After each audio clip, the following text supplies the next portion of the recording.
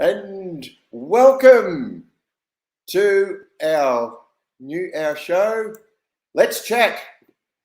And we've got a really exciting day today. We've got a special guest, Melissa, and we're going to have a really good day today. I can just feel it in my bones. Even with this weather that's cloudy, we're still going to make it a really great podcast.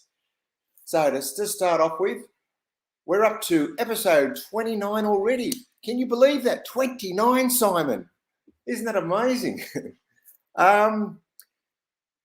Just to introduce myself, my name's Tony Neal, and my business is Wellbeing. And I help individuals, business owners, to do customised retreats, workshops, and consultations to maximise their feelings of vibrance, purpose, happiness, health, and success. Over to you, Simon. What do you do? Well, hang on a second. I've got to get you back on. Wait, technical problem. I'll have to sack myself. Start again, Simon. What do you do? Yeah, good on you, Tony. Thanks for that. For those that don't know me, my name is Simon Bowden, and I'm an international marketing business coach with 25 years experience, which makes me a master coach. My mission is always to help clients identify their aspirations and vision, strengths and blind spots, help them make informed decisions and take actions when needed to ultimately fast track them towards their personal goals. My coaching caters for executives, directors, to entrepreneurs, small business owners, and beyond. So whatever your situation, I'll help you build on your strengths and get clear on how to create a profitable future. I love what I do, and I'm passionate about helping my clients succeed, Tony, and you know all about that. That's right, I do. You're my coach, and we're going well. We're designing my new retreats. Absolutely. Now, you mentioned before about mission. Our mission on Let's Chat is to engage and educate with our audience with lively discussions with experts to gain their experiences, tips, and benefits of the business and well-being practices they can offer. Yep. So, Simon, would you like to take us away and introduce our special guest today? Absolutely, Tony. And I tell you what, we might be on episode 29, but I can tell you now that we've left the best till last. And I'm really, really proud. I'm really Thanks, Tony. proud to introduce Melissa Jensen, who I only met probably a few months ago. Mm-hmm. But I'd just like to read Mel's bio, if I may. So Melissa was born in 1965 in Sydney, Australia. Mel met her first and only love in the early 1970s. She helped her realise that she was actually a girl. And unfortunately, she had to hide who she really was from her family in fear of her life. When she joined the workforce, she was forced to do male activities against her will. But back then, as we know, most jobs were male-based. Mel first thought about committing suicide after hearing about her first girlfriend passing away. She finally got a chance to transition to a female in early 2001, but unfortunately it failed. Then she had a second chance at transitioning to a female in June 2014. She was offered and accepted a redundancy and moved to Melbourne for gender surgery. Since then, Mel has volunteered as a call centre operator for a charity in the cancer industry and also an events coordinator. But today, Mel is an author. She runs her own customised candle making business and is also a highly sought after domestic cleaner. She also loves networking and meeting people for the first time. So please welcome the one and only, the legendary Melissa Jensen. Thanks, Simon. That's better. Great to be here, guys, and thank you, everybody. I'm getting a bigger head now. I can't walk out that door because of that. I'm so pleased to have you join us on Let's Chat. Thank you. And I want to start the conversation by asking you. You and I, we've met a few times. Yep.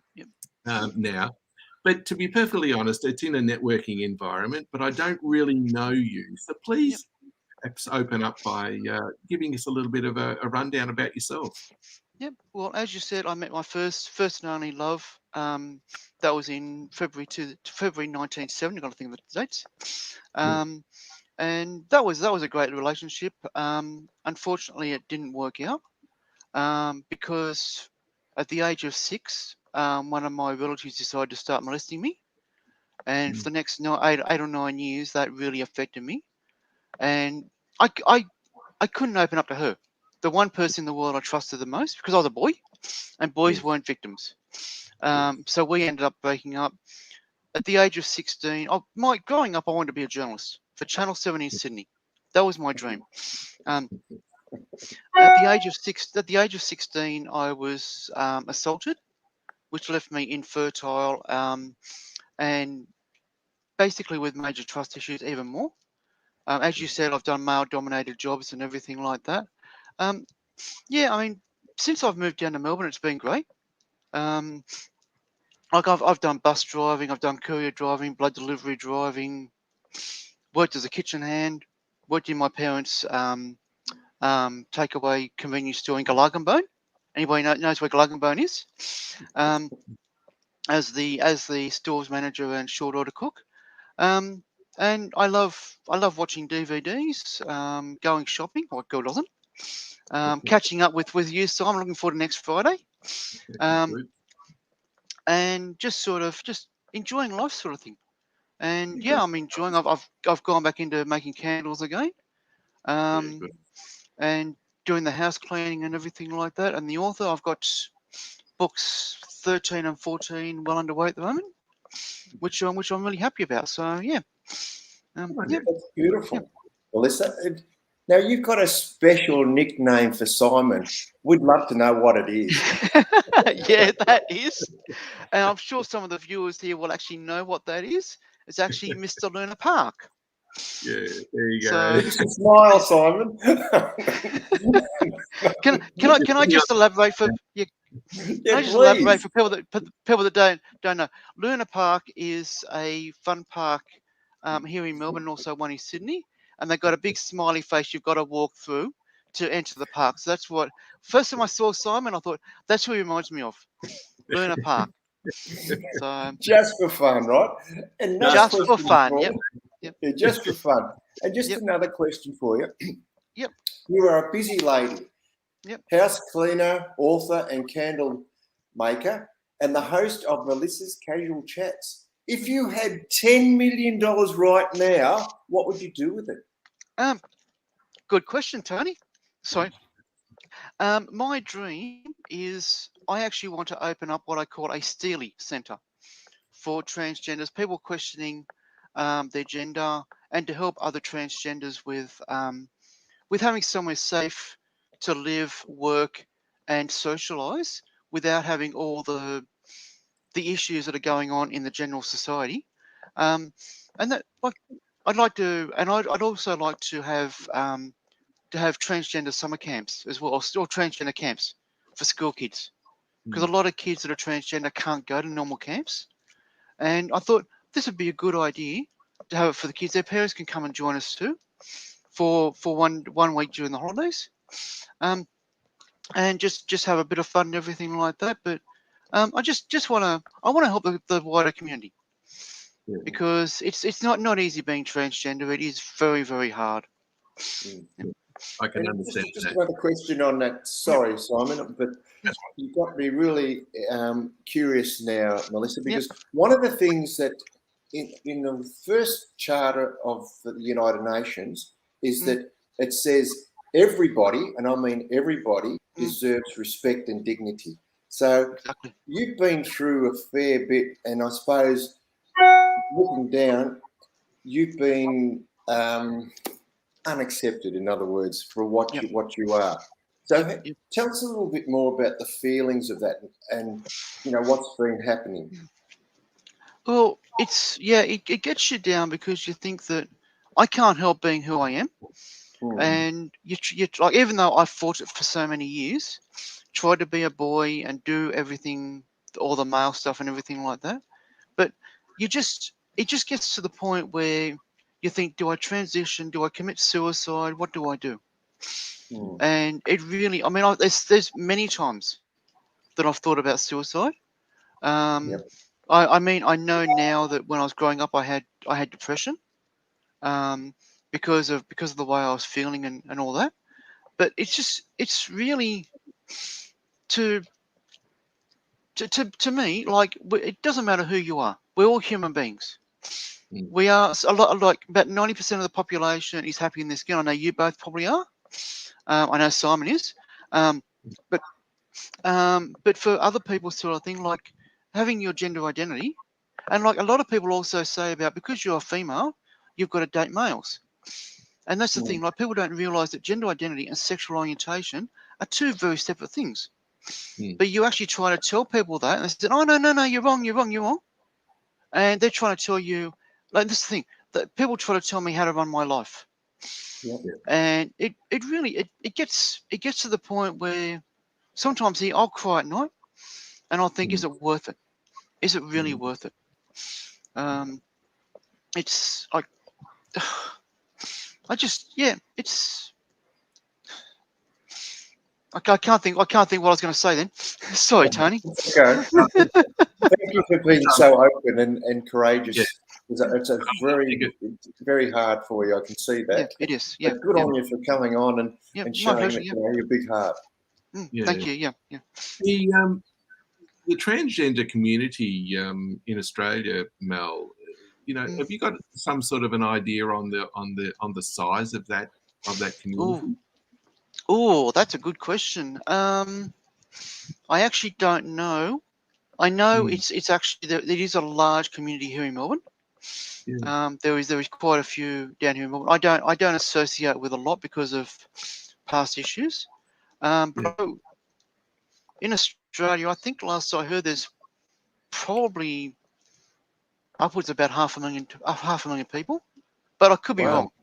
It could be higher, it could be lower. And like people think you're transgender because you've transitioned. A lot of people never transition. They're still transgender, but they never transition. So there's a lot of research that needs to be done about it to actually find out the true numbers. And like for me, I mean, I think here in Melbourne, I think there's probably about, just a rough guess, I think about 50,000 from what I've seen with social medias and everything like that. There is, it is a big community. So that, I suppose that leads me now to ask you the question about stealing you mentioned before. What made you think of wanting to establish that? Okay, I'll just say it's an acronym. It means Support, Training, Employment, Education, and Living Centre. And what it was, I was watching a YouTube video some time ago, and it was called My Transgender Summer Camp. It was over in the US, and I thought, hang on, that's a good idea. Why don't we have that here in Australia? And I've had this idea about this Steely Centre, but under a different name, for quite a while. And I thought, why can't I combine the two of them together and see how it all goes? And you've got the parents in there. The parents can come in and be able to talk things through about what's going on in their child's life. And I thought that'd be a good idea. And that was one reason why I started writing, was to actually raise the funds so I can actually establish this. Oh, excuse me, because I want to save lives. Yeah, you're very kind. You're very kind, and you've got an amazing heart. So we're very proud of you. Thank you. Yep. So, question for you, Melissa: what motivated you to come to Melbourne? Well, as Simon said in my bio, I actually came down for my surgery. That was the main reason for it. It hasn't happened because the money that I had has disappeared. That's a long story which I won't go into. But like, I mean, I love Melbourne. I've always loved Melbourne. I've loved it ever since back in the 70s when I was watching the police shows on TV. And I always said that if I ever had the money, I would move to Melbourne. Yeah. I got the payout for my old job in Sydney, and I thought, yep, cool, that's it, I'm gone. I actually felt stale in Sydney, and I thought, come down here, and it's been a great decision. But in some parts, it hasn't been a great decision. But it is getting better. And Yeah. Mr. Luna Park, he's actually one of the reasons why. You need to leave that one down, son. So, now, I know Ed Z is going to disagree with this, but which Yeah, I know. city, Melbourne or city, is going to, which city's got the best coffee? I have to ask. To me, and I'm not being biased here. I can actually say it with open unbiasedness. I would actually say Melbourne. Yeah. We really do have the best coffee. It is very fresh. It's Yeah. You've got it virtually every street corner you can go to. Our little they call them not a boutique. I can't think of the word. Little cafe sort of thing, especially into Grove Street and all that. I mean, I know a lot of Sydney siders will debate that. Sydney does have great coffee, but when you look at it, a lot of the coffee that gets to Sydney is actually roasted here in Melbourne and transported to Sydney. Well, there you go. So, There's a poll for you on LinkedIn, Mel. You can find out. You can find out for sure. Yeah, Yeah. that's actually a good idea. I'll do that on the weekend or sometime next week. Yeah, good idea. Melissa, as a transgender, can you tell us a bit about what you must do to get your surgery? Okay, I won't go into the gory details on this one. Great question, Tony. Thank you very much. Well, for the first thing is that you've got to save the money. It's between $35,000 to $50,000 to you pay for it up front. But you've also got to see a psychiatrist who, once they give their approval, you've then got to go and see another psychiatrist. And once you've got the conditional approval, then you look for a surgeon. So once you've found your surgeon, you've booked in and everything like that, you then get yourself organised to get that referral. You've also got to have top health cover, because the surgeon here in Melbourne doesn't operate on uninsured patients. So you've got to have that sort of thing. Plus, you've also got to have some laser work done. I won't mention about that, but there is some laser work that's got to be done on the body. And from what I've been told, for the first, I think, 3 to 6 months, maybe 12 months, it's going to be twice daily salt baths and using a dilator as well for quite a while. Each patient's different with everything. And it is. You're in hospital for about 6 days. And the first 3 days after you come out, you're basically just staying in bed. You can't move. It is really. I mean, I've had some friends of mine that have brought, and they said it's the best decision they've ever made. And yeah, it's. I mean, like as I said, I haven't gone into the gory detail because we haven't got time, and I don't want people sort of turning off. No, fair enough. So, if you could tell your 9-year-old self anything, what would you say? Have the balls and tell your father you're a girl. Yeah. That's exactly what I would do. That is the one regret that I have, is not telling my father when I was 9, when I first heard the term transsexual. Yes. It was the one thing I honestly wish I could go back to that day to tell him. I mentioned in your bio, Mel, that you feared for your life. Can you perhaps just elaborate a little bit on that? Yeah, it was because my father had been formerly in the army, and he was very, very macho and a beer drinker, a smoker, and everything like that.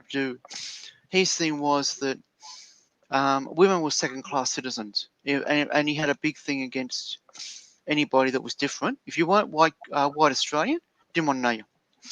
And I knew that if I said anything to him, there was a pretty good chance that I would have been murdered.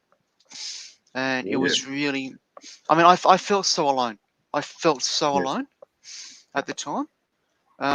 Having Claire Beam, who was my first girlfriend, that's my little nickname for her. She was great, but it was just like, it's something that it shouldn't have occurred.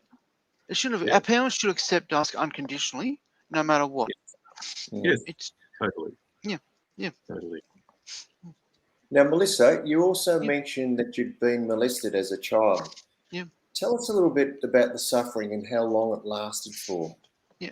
I suffered quite a fair bit. I had to internalize my fears, because I was actually told that if I say anything to anybody, it wouldn't be believed because I was a child. Yeah. So it actually this is where the depression came in. Um, and it really has affected me with trust issues and with getting close to anybody relationship wise. It lasted for around about 8 years.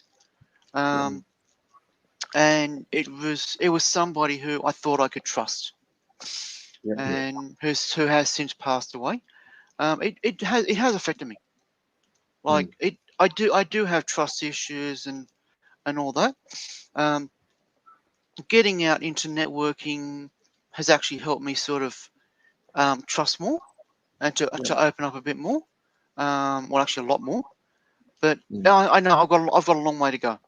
I have a long way to go. Like it's over 40 years of pent up anger and resentment. Um, and it's one thing that I wouldn't wish on my worst enemy at all. It's not the best thing to do. And I mean, I wish the person was still around so I could sort of give them a piece of my mind. But, yeah. So yeah. Did anyone else know that was happening to you? No. No. No. I was too ashamed. The only person I could really trust and open up to, I couldn't, and that was Claire. Yeah. Because like boys didn't get molested, didn't they weren't victims. Boys were the assailants, or males were the assailants. Boys weren't the victims. And I thought it was I actually blame myself for the whole thing. I think it's part of the reason why I couldn't say anything, because I thought, okay, maybe it's me because of my female. Maybe I'm giving off this female vibe, and this person picked up on that, and that's the reason why they were doing all this stuff. So I've had all this stuff running through my mind in the last few years. So I've got a sore leg today. But like it did play on my mind for quite a few years, and it really, yeah. Even today, I still have nightmares about what happened. So Yeah. And you just mentioned before about the coming along to networking events, and that's for the viewers. That's how I met Melissa. Yeah. And it's been terrific you coming along, and we've really appreciated that. And as you know, we're very inclusive. And but perhaps explain to us how that's actually helped you. That's a good question. Thank you, Simon. It's actually been good because I can get in there with like-minded people who are accepting. And as I was saying earlier, that like I was doing the host of an online meeting last year. That actually helped me as well. And I think that's actually prepared me for these. Like going into those meetings and meeting you and all the other amazing people, and knowing that I'm not judged, that I'm accepted for who I am, and that is as a human being, as I accept everybody else. And as I said, the first time I was at Collinsville, I think it was the first time we met. I was talking to one of the other guests, and I was saying about that 10, 12 years ago, because of her heritage, I wouldn't have gone anywhere near her because of her heritage, because I was brought up to be racist and sexist. But since in the last 10 years, especially in the last 6 years, I've actually grown to feel, hang on, everybody's equal. And the one thing you actually find as a transgender, that, or anybody in the LGBT community, that if you don't accept everybody for who they are, how are people going to accept you for who you are? That's very profound. Yeah. I love that. And, I really do. Yeah. So I'm going to jump into something else, a little bit left field, but you told me about an ex-friend who spread vicious lies about you online. How did that make you feel? And more in particular, how did you deal with that? Okay, I'll leave out all the nastiness, but Yes. which is the swearing and everything like that. I was angry, upset, mad. I was, yeah, it really knocked me around because this person and I, we never met, we never spoke, and it really hurt me. But the good thing was at the time my novels were under the Melissa Jensen surname, and there was another author by the name of Melissa. So and we were both getting emails about each other's books. So she sent me an email one day. I thought, okay, this actually was a good thing. It gave me the chance to actually go through and to change everything. I dealt with this whole thing by changing who I am, changing the my author name, and getting. I actually the person who actually told me about this whole thing. I blocked them, and I got rid of quite a few. There was actually quite a few people that did actually block me because they believed what was being said without clarifying, asking questions to clarify. And I thought, yeah, fine, their loss. But I mean, I've dealt with it, and it's actually made me go through now, and I'm careful on what I do online with people. And like as I say to people, and I did it with my blog post, is safety first with anybody. And you've always got to make sure that anybody you're dealing with, it doesn't matter what their age or anything like that, you've got to make sure that you've got online. You sit there online, you chat before anything else. And so the particular thing, it made me take stock of my life. I actually looked into myself and I thought, what is wrong with me? And I had a 3.5 hour phone call with my best friend up in Queensland, and her and I were sitting there. She actually helped me calm down. Yeah. She calmed me down so much that day, and it was actually good. It was good because it gave me the chance to realise that it wasn't my fault. She knows me the best. That's just a friend, and it really helped me out a lot because she knew that what was being said, and she was furious as well. Yeah. And that's the thing. Like, I mean, what I want to get one of these businesses up and running because I want this particular party to actually see how successful I am, to see if they've actually missed out. That would be my ultimate revenge for this person to see how it all is and for themselves what. Good for you, Mel. Good for you. That's what I mean. Revenge. Like I have written novels with this person as a character. That is revenge. But my revenge is I want this person to sort of have a jaw dropping moment. Good. That's great, Melissa. Now, Thanks. I'm just mindful of the time. We've sort of got to the top or the bottom of the hour. And just one last question for you, Melissa. If there is any one message that you'd want to tell the audience, what would it be? Be yourself. Follow your heart. Because your heart knows what it wants. Yep. And just go out there, follow your heart, and just have a great time, but safely. Beautiful. Yep.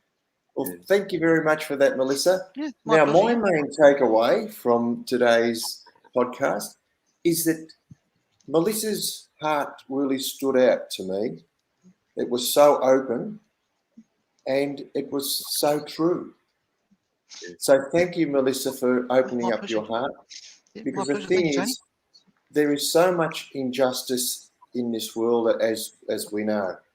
And for you to come out and have the courage to say what you've said in front of an audience, that takes a lot of courage and a lot of strength. So, and I hope that this podcast is something healing for you, to be able to speak out and tell the audience what you've been through, and about getting the awareness of what's really happening. So, I'd love to acknowledge you for that openness and your courage.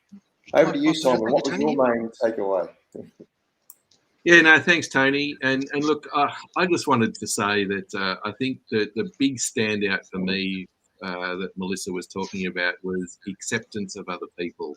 And I think in today's society, I know that we're moving towards that. However, all three of us know that that's not quite there yet. Yep. And I think there's a lot of learning still for a lot of people. And I'm not just talking about transgender here. I'm talking about religion. I'm talking about different cultures, everything. And I think one of the things that Mel said before, I think, was very pertinent about if you can't accept somebody, how can they accept you? And I think that sums it up absolutely beautifully, Mel. And I just wanted to say thank you again for coming onto our show today. It's been an absolute pleasure having you. It's been an absolute pleasure, having you come to our networks and seeing you there. And I mean, we open our arms to you too, just as much as and I appreciate that. And we're very accepting, and I think my lovely fiance Naomi. Still getting used to that. I'm still getting used to that. So no, I just wanted to say a very special thank you for coming onto our show. As I say to all of our lovely guests, there's a lovely box of chocolates here. I would love to give to you, Mel, but unfortunately, because this is via Zoom, I'm just going to have to eat all these myself. Again, I do have an idea though. I do have an idea. Hold on to them for next Friday. Yes, I knew you were going to say that. Right, like that's going to happen. Like that's going to happen. Well, the problem is there's just going to be empty wrappers in the box, though, Mel. Exactly. Right, Exactly. Yes. Exactly. By about 2:30 this afternoon, I think they'll be pretty much finished. But anyway, I just wanted to say a special thanks again, Mel, for coming on our show, and I just loved the honesty and the everything that you shared with us. I think I particularly want this podcast to be able to help other people in your situation. So that's my goal, and I just want to open it up and let everyone see potentially what someone like yourself deals with on a daily basis. So thanks very much. Yeah. My pleasure. So Simon, would you like to close the show, seeing you've got the spotlight on your Luna Park smile, right? Yeah, well, look, we've had 29 episodes this year, Tony, and it's been an absolute pleasure having you as well. And I think we make a great team. We do. Yeah, no, it's been fun. Some of the guests that we've had this year have been amazing. And including Mel as well. So I just wanted to say thank you to all of our